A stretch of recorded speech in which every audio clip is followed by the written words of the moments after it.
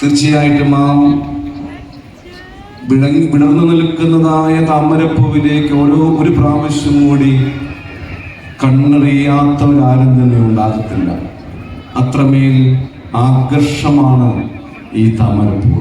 പക്ഷേ ആ താമരപ്പൂവിൻ്റെ വേരുകൾ അടിയുറച്ച് നിൽക്കുന്നത് ഒത്തിരി മലിമസ്സമായിരിക്കുന്നതായ ചെളിക്കുണ്ടിലാണ്. എത്ര അധികം മലിമസ്സമായിരിക്കുന്ന ചെളിക്കുണ്ടിൽ താമരപ്പൂവിൻ്റെ വേരുകൾ ആഴ്ന്നിറങ്ങിയെങ്കിലും ഒരല്പം പോലും അതിൻ്റെ ചെളി അഴുക്ക് താമരപ്പൂവിൻ്റെ ഇതളുകളിൽ പറ്റാറില്ല.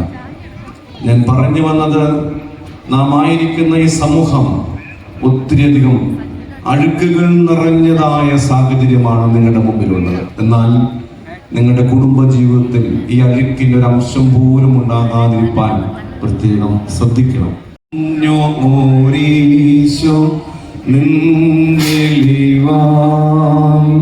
കാണുന്നോ വെളിവിയടിയ രകിലാധാരമതാം